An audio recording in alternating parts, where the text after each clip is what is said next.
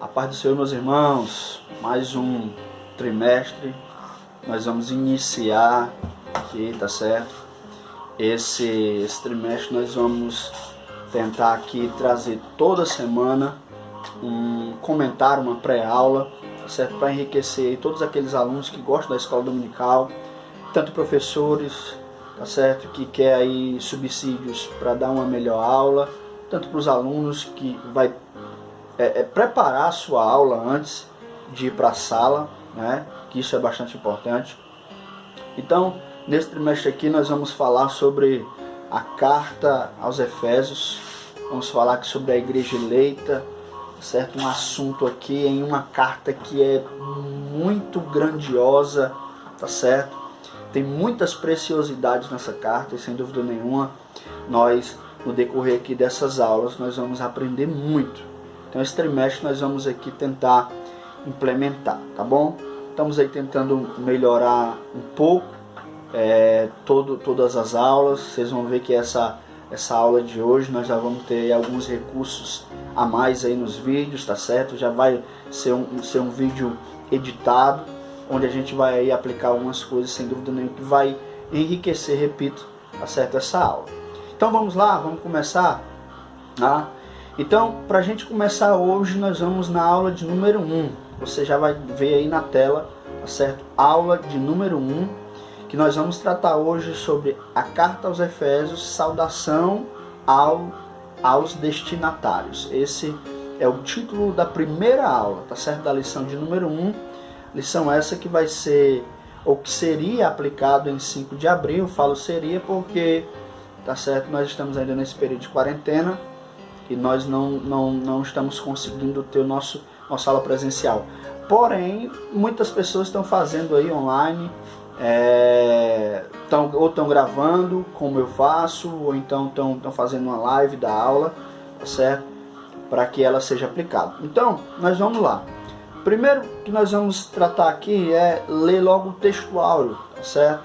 O textuário diz assim, ó: a vós, graça e paz da parte de Deus, nosso Pai, e da do Senhor Jesus Cristo. O texto está lá em Efésios, capítulo de número 1 e versículo de número 2. Nossa verdade prática diz assim, ó: a Epístola aos Efésios revela o propósito eterno de Deus para a Igreja de Cristo. Então nós vamos aqui entrar e nós vamos aqui falar sobre esse propósito que é eterno, tá certo? Que nós vamos falar sobre a igreja eleita, a eleição da igreja, tá certo? Não é a eleição de indivíduos, é a eleição da igreja, tá? Nós vamos tratar aqui todo esse trimestre e sem dúvida nenhuma, além desse assunto principal, a gente vai abordar aqui outros pontos importantes e que são práticos também para o nosso dia a dia, tá bom? Então vamos continuar. A nossa leitura em classe, ela tá aqui no versículo, no texto de Efésios, que também aí vai estar aí na sua tela, tá certo? A leitura bíblica em classe, Efésios capítulo de número 1, versículo 1 e 2, e depois Atos capítulo 19, versículo 1 ao 7. Eu não vou fazer a leitura para a gente ganhar tempo, tá certo? Mas como a leitura vai estar aí na sua tela, você pode dar um pause, tá? E você já lê no vídeo mesmo, tá? A leitura da revista, para que você embase bem aí todo o nosso conteúdo que vai a partir daqui, tá bom? Então a leitura lida, nós vamos aqui e nós já entramos na introdução. A introdução ela vai dizer assim, ó: a Epístola aos Efésios é denominada de a coroa dos escritos de Paulo e ainda de a rainha das epístolas, né? Ela já começa com essa afirmação que sem dúvida nenhuma já nos chama a atenção. Porque, tá certo? Ela pode ser considerada aqui a coroa dos escritos de Paulo e também a rainha das epístolas, tá? Para introduzir, nós sem dúvida nenhuma já podemos aqui entendermos que Efésios ele é um dos picos elevados da revelação bíblica. A gente precisa entender isso, certo? E uma das grandes, ela sem dúvida nenhuma é uma das grandes revelações dos escritos de Paulo, porque nessa epístola a gente vai ver grandes revelações bíblicas, tá? E uma delas, que é uma doutrina basilar nossa, que é a redenção do crente. Nós vamos justamente falar sobre essa questão da redenção do crente, da eleição da igreja, tá certo? É um dos pontos importantes. Então, quando o autor aqui fala que ela, a coroa dos escritos de Paulo e a rainha das epístolas, é porque ela traz uma revelação bíblica extraordinária, tá? Vários pontos importantes aqui nós vamos conseguir tirar dessa epístola. E a principal dela, como a gente vai ver aqui, é essa doutrina nossa, repito, basilar, uma base nossa, tá certo? Sobre a questão da nossa redenção do crente, a redenção, a igreja eleita. E nós vamos aqui tratar desses pontos aqui bem interessantes, tá bom? Primeiro ponto, a gente já vai aqui para o primeiro ponto. O primeiro ponto ele vai falar sobre autoria e data. Autoria e data. Nós vamos aqui, irmãos, nessa primeira aula, a gente, como já somos alunos da escola, professores da escola, a gente sabe muito bem que sempre a primeira aula ela vem ali trazer, dá ali a base, né?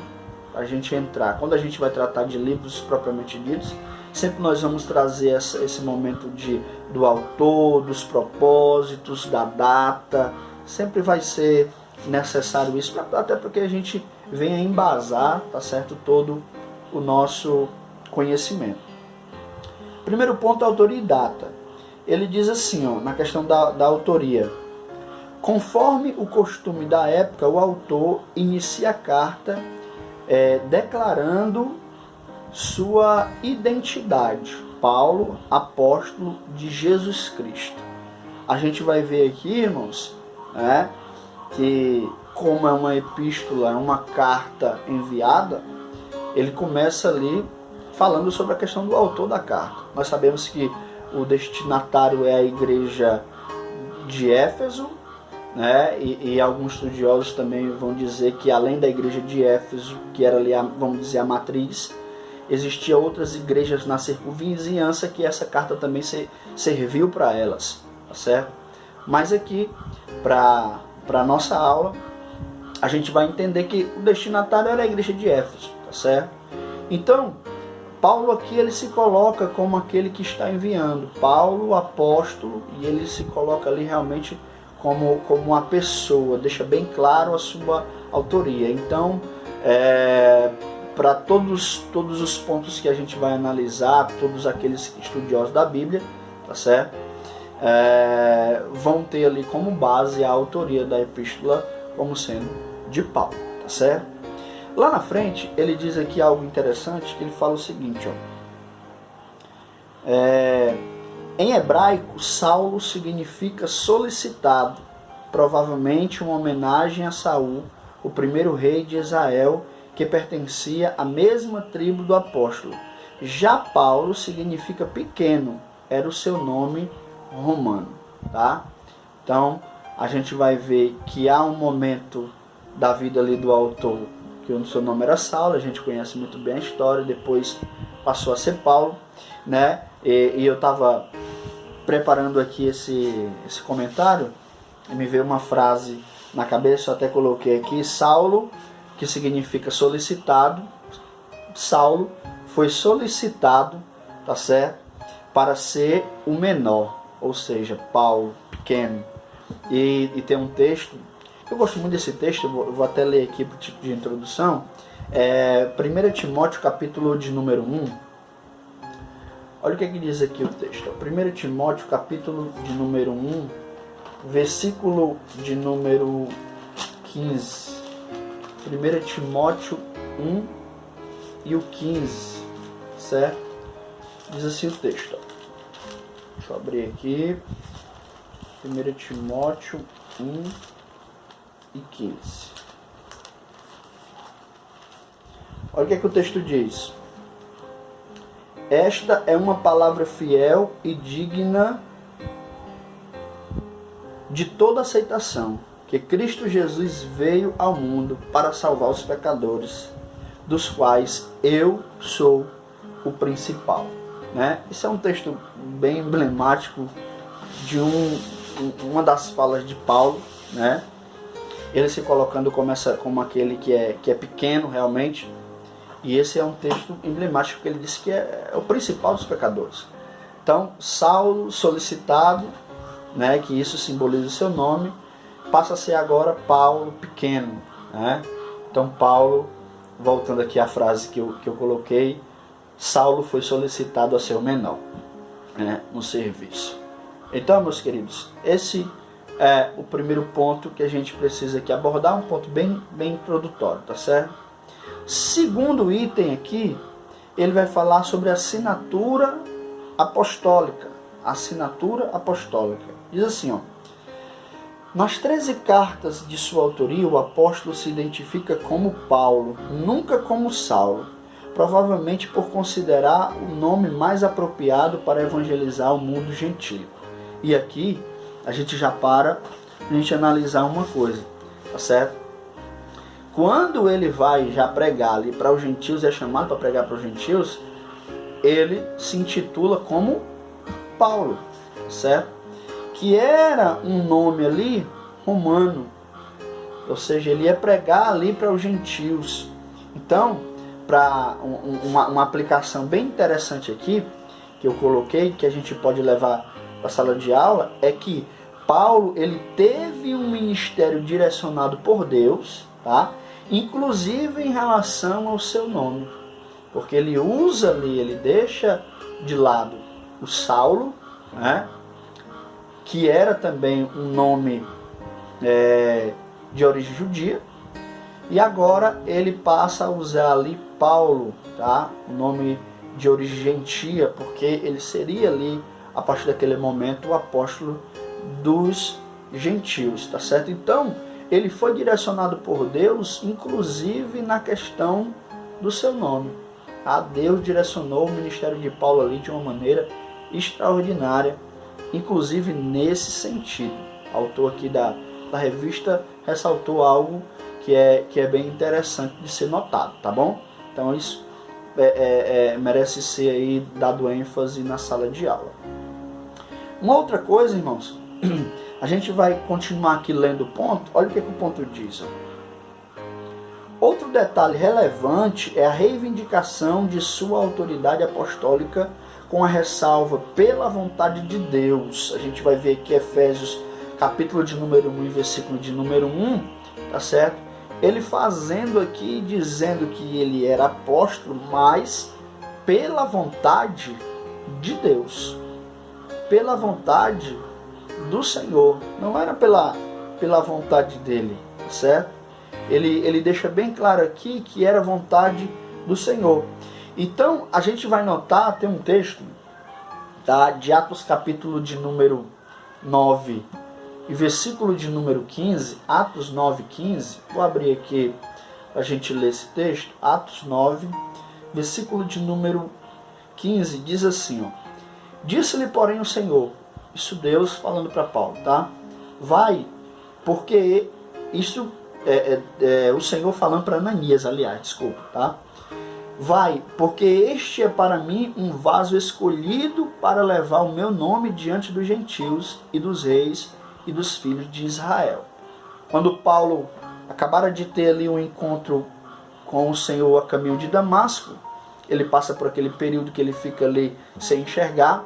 Deus ali vai até Ananias, para que Ananias vá lá, faça uma oração por ele, né? E ele vai. Ananias ali fica um pouco, vamos dizer assim, atemorizado, porque sabia e conhecia quem era Saulo. Porém, Deus dá esse testemunho dele. Ó, ele é para mim um vaso escolhido. Ele vai levar a minha palavra. Então você vai ver que quando Paulo ele vai escrever as suas cartas e se coloca ali realmente como o apóstolo, um apóstolo, aquele que foi enviado pelo Senhor ou da vontade do Senhor, ele tinha realmente embasamento e tinha realmente autoridade para falar isso, tá certo? Porque realmente a chamada de Paulo foi uma chamada de Deus, não foi uma chamada do homem. Então, a gente pode aqui, nesse ponto, sem dúvida nenhuma, trazer aqui essa ênfase da questão da chamada direcionada por Deus, porque muitas vezes a gente quer, irmãos, vivenciar uma chamada que não é a nossa. E muitas vezes, né, por conta disso, a gente acaba ficando ali triste, ou então ficando ali sem um rumo no nosso ministério, porque realmente a gente quer viver muitas vezes o que o outro vive. Mas o que o outro vive, irmãos, não é aquilo que Deus tem determinado para a gente. Muitas vezes, cada um tem a sua chamada específica. Paulo, ele teve êxito na sua chamada porque ele vivenciou aquilo que Deus tinha dado para ele. Se ele tivesse corrido para outro lugar, nós hoje não conheceríamos Paulo como nós conhecemos hoje, tá? Um homem extremamente usado por Deus, autor de pelo menos 13 epístolas, né? Que teve realmente no Novo Testamento ali uma parcela muito grande de escritos, a maior, tá? E que foi ali extremamente usado por Deus de acordo com aquilo que Deus estabeleceu para ele, que era um chamado para ser apóstolo, um chamado ali para desenvolver, para pregar a palavra, para abrir igrejas, para até muitas vezes levantar uma pessoa para tomar conta daquela igreja que ele tinha ali aberto naquele momento, mas que ele precisava ir para outro lugar, para fazer um novo projeto. Então ele foi direcionado por Deus, irmãos, em toda a sua chamada. E isso é bastante importante a gente frisar aqui, tá certo? Nesse ponto. Segundo, um outro ponto que a gente precisa analisar aqui, tá certo? Ele vai falar ainda no primeiro ponto sobre a questão da data, né? Ele diz assim, ó: de acordo com Atos, após realizar 3 viagens missionárias e implantar igrejas na região do Mediterrâneo, Paulo esteve em prisão domiciliar por cerca de 2 anos. Isso a gente encontra lá em Atos, capítulo de número 28, versículo 30. E foi entre 60 e 62 depois de Cristo. Nós sabemos que essa igreja, que essa carta ele escreve no cárcere, tá certo? Então tudo indica que ele escreve a carta ali entre 60 e 62.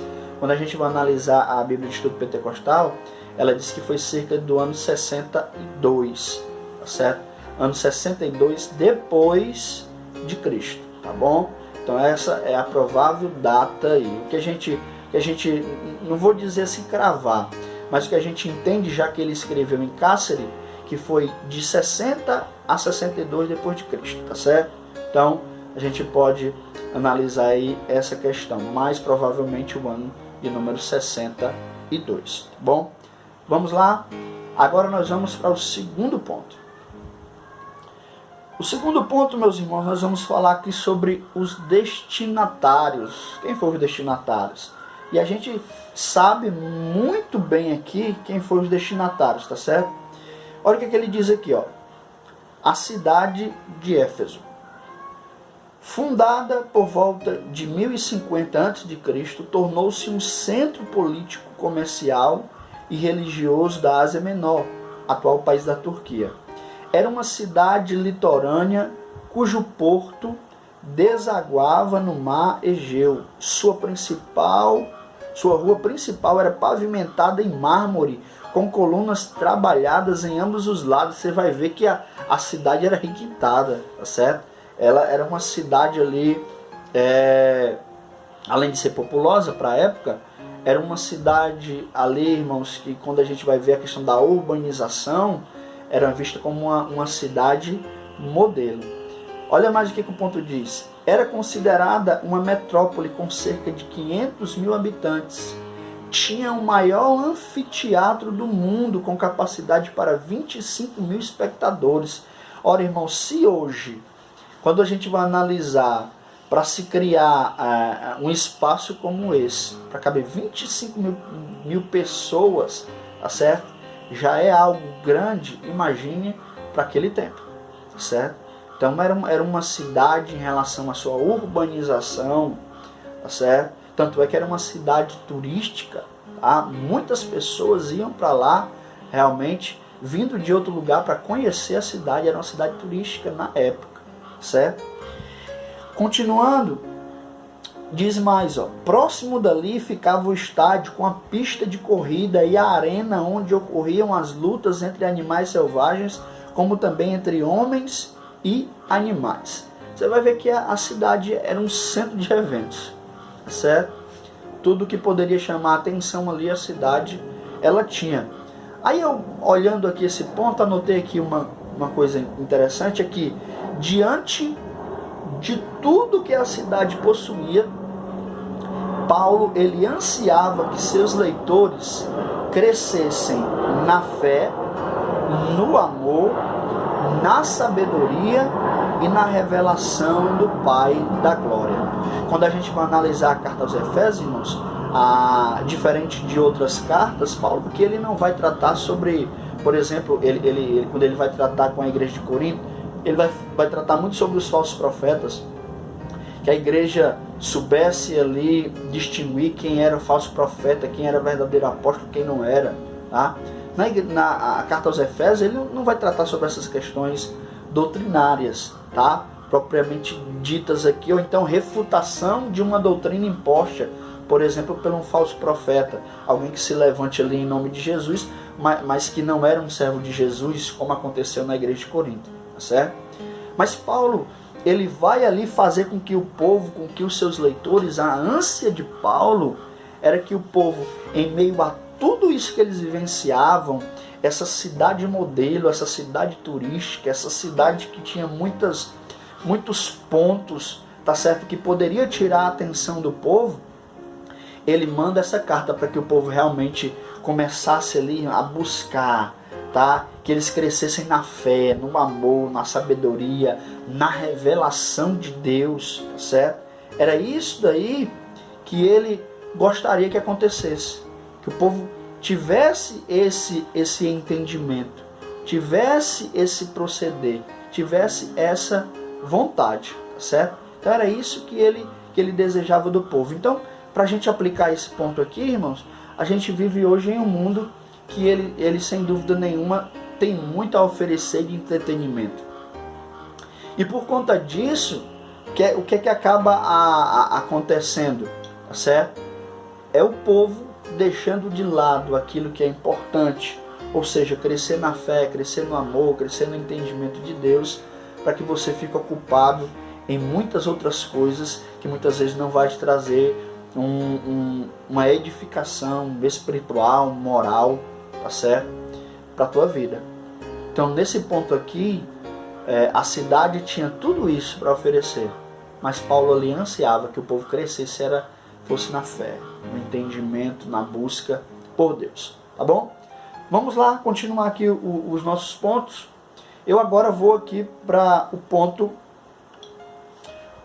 de número 2 ainda, né? Mas agora o segundo item, a religiosidade em Éfeso.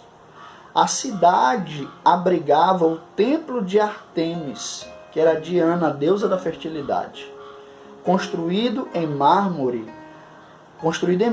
A economia da cidade dependia dos milhares de turistas que a visitavam.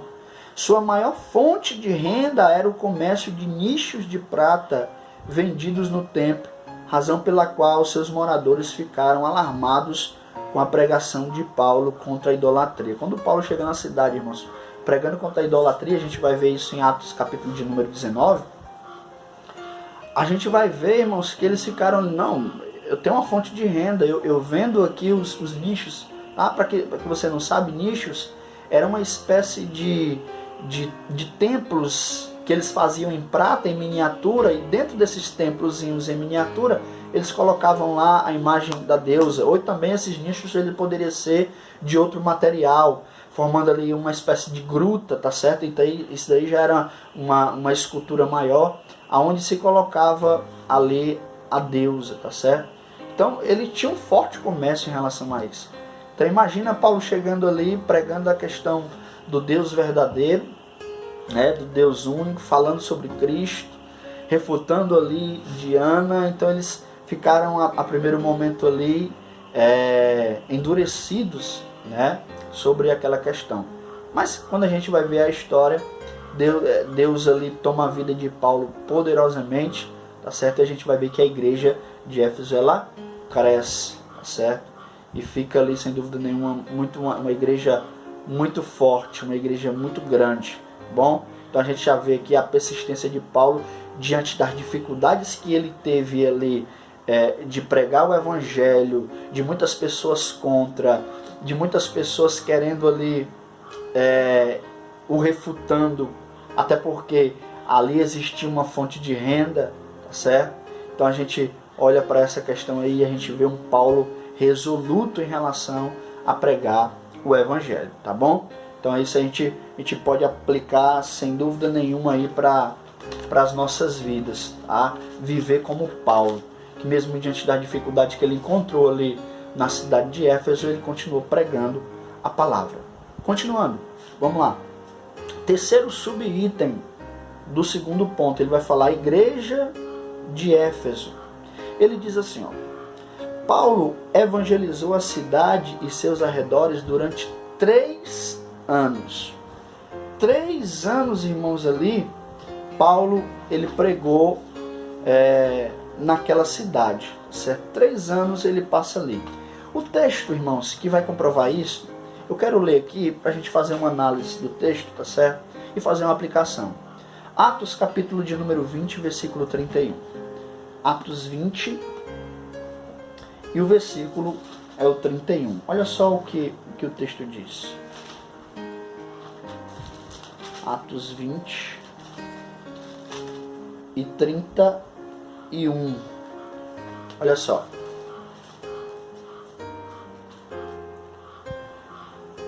Portanto, vigiai, lembrando-vos de que durante 3 anos não cessei dia e noite de admoestar com lágrimas a cada um de vós. Irmãos, nesse texto eu quero aqui, tá certo, colocar 2 pontos importantes em relação ao ministério de Paulo, tomando por base aqui a igreja de Éfeso.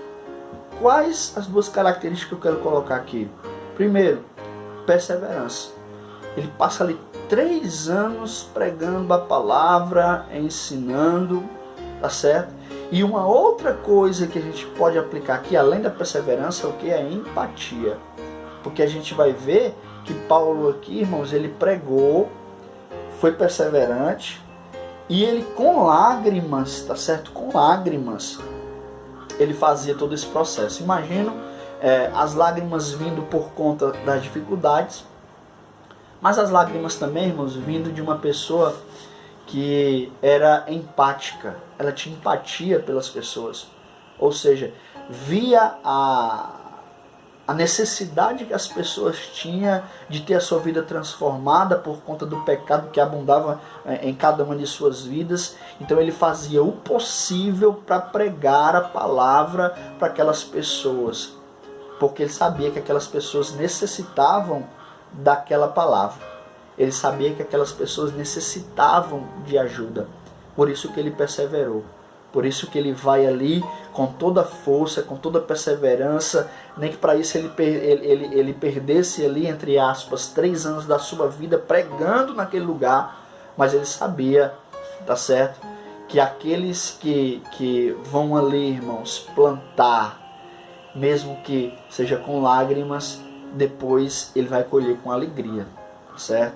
Isso é uma promessa do Senhor para as nossas vidas, caso nós venhamos perseverar em relação a isso, tá? Então, um ponto que a gente pode aplicar aqui para o nosso dia a dia, mesmo diante de todas as dificuldades, continue fazendo a obra de Deus, nem que precise de muita perseverança, persevere. Se precisar de muitas vezes do choro, das lágrimas, tá certo? Dos momentos de dificuldade, continue, tá certo? Que Deus, ele vai nos abençoar poderosamente, e eu creio, irmãos, assim, tá? Outro ponto continua, ele diz assim, ó: quando chegou a Éfeso, o apóstolo encontrou 12 discípulos, os quais batizou nas águas e conduziu a receber o batismo no Espírito Santo. E olha, irmãos, inclusive eu coloquei aqui um ponto para nossa aplicação. Paulo, ele dá importância para o revestimento de poder para que haja o crescimento da igreja. Ora, quando Paulo chega ali e encontra aqueles homens, tá certo? Primeira coisa, uma das coisas que ele faz é, vocês conhecem o batismo com o Espírito Santo?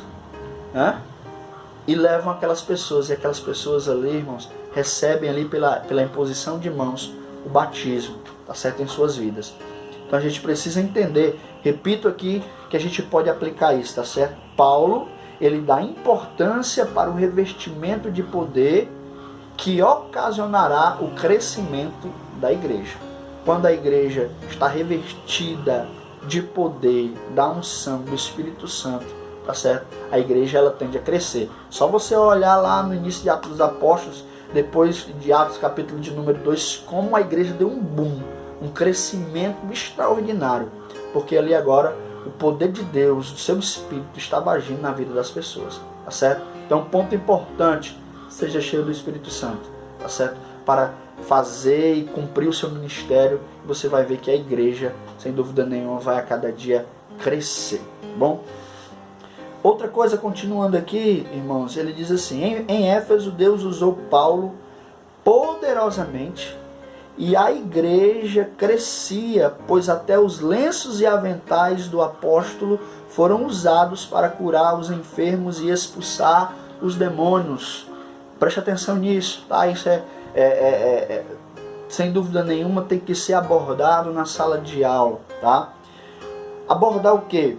Primeiro, quando a gente vai analisar Atos capítulo de número 9, versículo 12, que é onde vai tratar sobre esse ponto aqui, que os aventais, os lenços de Paulo eram usados, certo? Paulo, primeiro, ele não usava isso como forma de ganhar dinheiro. Esse é um ponto importante que precisa ser colocado. Por que eu falo isso? Porque tem muitas pessoas aí em determinados lugares que você vai ver venda de óleo ungido, venda de lenço, venda de isso, daquilo outro. Irmãos, isso não é bíblico. Isso não é. E ainda mais quando vai lá se vender, né? No caso de Paulo, teve essa questão, e aí a gente precisa colocar uma coisa aqui muito importante, é o seguinte: aqui não se trata de um ensino doutrinário, mas de um caso específico. Não há uma doutrina formada em cima disso. Isso foi um caso específico. Deus ali naquele momento queria fazer algo extraordinário, e se fosse simplesmente pela imposição de mão do apóstolo Paulo, muitas pessoas não teriam sido alcançadas. O que foi que aconteceu?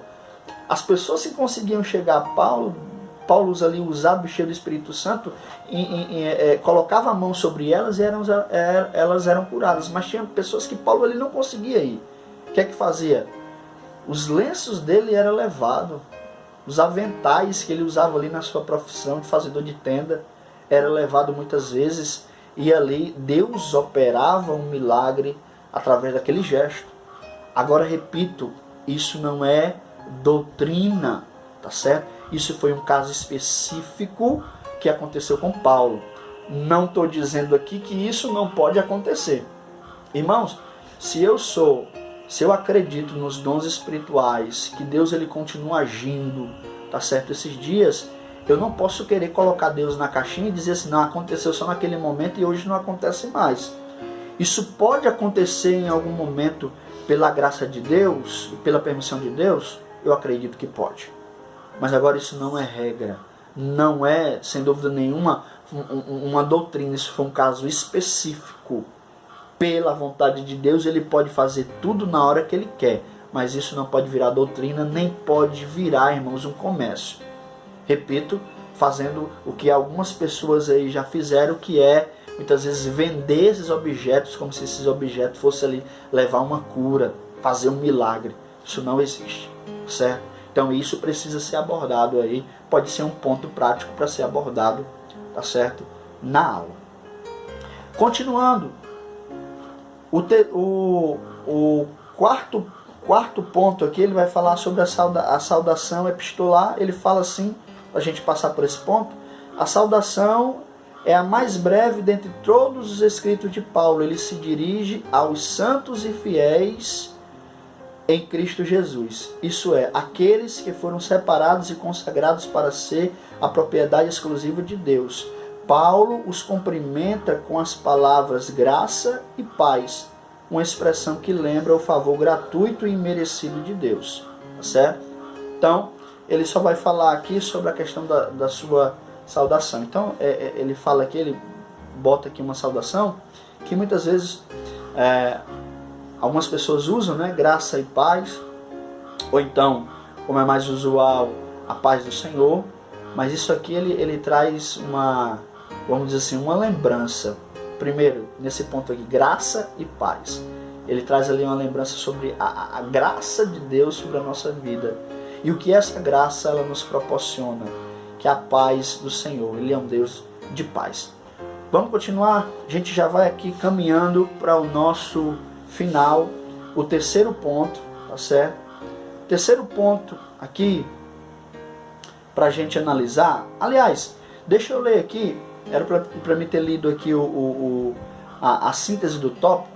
Vai aparecer aí na sua tela, tá certo? A síntese do tópico 2. Vamos ler aqui a síntese do tópico 2, que diz assim: a epístola é considerada uma carta circular, dirigida às igrejas da Ásia, a começar pela cidade de Éfeso, o centro político, comercial e religioso da época, tá certo? Ela é direcionada a Éfeso, mas ela foi uma carta circular, que serviu ali para todas aquelas igrejas, tá certo? Da Ásia, e todas puderam ali ser alimentadas com essas palavras de Paulo e ensinadas e edificadas por ela, tá bom? Terceiro ponto, pra gente, ele vai falar aqui sobre o propósito e mensagem, tá? Eu quero aqui me deter nesse último ponto sobre a questão do propósito. Ele vai falar assim: o propósito. Aparentemente, a epístola não aborda nenhum problema específico como em outras de Paulo, como eu citei aqui, por exemplo, a igreja de Corinto, que ele ia, por exemplo, tratar ali sobre os falsos profetas, entre outros assuntos, tá? Porém, nos capítulos iniciais da carta, percebemos algumas ênfases que sinalizam a solução de certas questões. Por exemplo, havia novos convertidos que vinham do mundo helênico e praticavam religiões de mistérios e magia, mas que agora se reuniam com os santos de Éfeso. Não por acaso o apóstolo Paulo mostra àqueles crentes que Cristo está no controle do universo inteiro. Olha só, estava vindo pessoas de outros lugares que tinham outras doutrinas, mas que agora estavam ali se convertendo a Cristo. E o povo ele precisava entender todo aquele processo. O povo precisava agora entender que Cristo, ele é o Deus, né, do universo. Ele abrange tudo, como a gente vai ver aqui, tá certo? No versículo de número 20 ao 22 do capítulo 1 de Efésios. Deus é um Deus que abrange tudo. O apóstolo ele vai deixar bem claro aqui já no capítulo de número 1. Porque uma das coisas que a gente vai entender ali, que começa a haver ali, irmãos, a adesão ao cristianismo de muitos povos.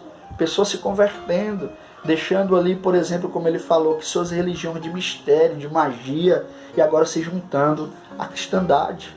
Que o povo precisava acolher, um acolher o outro, porque agora eles participavam, tá certo, do mesmo corpo, que era o corpo de Cristo. Ele continua e vai tratar aqui de outros assuntos. Também é possível perceber outro tipo de ênfase do apóstolo. Qual era? O passado daqueles cristãos era marcado pela imoralidade e bebedeiras, mas uma vez salvos pela graça, eles deveriam adotar um novo estilo de vida em Cristo, no capítulo de número 2. Paulo ele vai ali trazer à memória como eles viviam e agora como eles deveriam viver, tá certo? O estilo de vida deles agora deveria ser outro. Então esse é um dos propósitos aqui, irmãos, que a gente vai encontrar. A mudança de vida, tá certo? No proceder dos Efésios. Eles tinham uma vida que outrora era completamente desarraigada, longe da presença de Deus, mas que agora eles tinham uma vida transformada, então eles precisavam vivenciar isso. Um outro propósito bastante importante que Paulo ele vai tratar destaca-se ainda uma preocupação com a unidade e a paz entre judeus e gentios cristãos, enfatizadas pelo plano universal da redenção para ambos, tá certo? E aí eu quero ler um texto com os irmãos, Efésios, capítulo de número 2, e versículo 18. Você pode, tá certo, usar esse texto aqui para você enfatizar esse ponto. Efésios 2,18 diz assim, ó: porque por ele, por Cristo, ambos temos acesso ao Pai em um mesmo Espírito. Paulo dizendo aqui aos gentios que tanto gentios como os judeus, eles agora tinham acesso ao Pai por quem? Por Cristo. Tá certo? Paulo aqui ele vai trazer nessa carta a questão da unidade do corpo, como o corpo ele precisa ser unido, tá certo? E eu anotei aqui um ponto importante que diz assim: acesso significa que nós, tá, que temos fé em Cristo, temos também liberdade e o direito de nos aproximar de nosso Pai Celestial, certo de que seremos aceitos, amados e bem-vindos. Você já imaginou, irmãos, essa questão? Hoje, por conta de Cristo, nós temos acesso ao Pai, nós somos aceitos, amados e bem-vindos em sua presença através de Cristo. Através de Cristo não há judeu, não há gentil, tá certo? Não há preto, não há branco, não há distinção de nada, irmãos. Todos nós fazemos parte do corpo. E aí uma coisa que a gente precisa aplicar nesse momento, meus queridos, sabe o que é? É dizer que a igreja, ela precisa ser, tá mais do que na hora do que ser um corpo, se unir, tá certo? Nos estimularmos. Hebreus capítulo de número 10, a partir do versículo 25, vai dizer que nós não podemos deixar de nos congregar. E nos versículos anteriores ele vai dizer assim, ó, nós nos congregamos, nós precisamos fazer isso para nós nos estimularmos, para nós fazermos boas obras, tá certo? A igreja, ela é um corpo e precisa vivenciar isso, irmãos, no nome de Jesus, tá bom? O outro ponto, irmãos, aqui, então, esse é o propósito. Outro ponto ele ia falar sobre a questão da mensagem, tá certo? E a mensagem vai muito em torno disso que nós falamos aqui. Então, eu quero aqui já entrar na síntese do tópico 3. Síntese do tópico 3 vai aí na sua tela, que diz assim, ó: a abordagem da carta gira em torno de duas temáticas: Jesus Cristo, a cabeça, e a igreja, seu corpo. Tá certo, meus irmãos? Essa é a temática. Conclusão, para nós terminarmos aqui, em nome de Jesus, diz assim, ó: a epístola revela um elaborado resumo da salvação e suas implicações para a vida cristã. Seu conteúdo recorda o favor imerecido que recebemos gratuitamente da parte de Deus. Suas exortações nos impelem a viver em santidade e alicerçados em Cristo, a cabeça da igreja, a batalhar contra as forças das trevas. Essa vai ser, irmãos, sem dúvida nenhuma, um estudo extraordinário. Nesses dias que nós estaremos aqui reunidos, nós vamos ver que a epístola aos Efésios, ela vai nos ensinar muito, sempre levando aqui por base aqui do nosso ensino a questão da igreja eleita, tá certo? Então, meus queridos, que Deus possa abençoar poderosamente a sua vida, que essa aula ela tenha aí te edificado, certo? Se você foi abençoado aí, se inscreve no canal, tá certo? Dá um joinha, dá um like, tá? E que Deus possa te abençoar poderosamente. A paz do Senhor.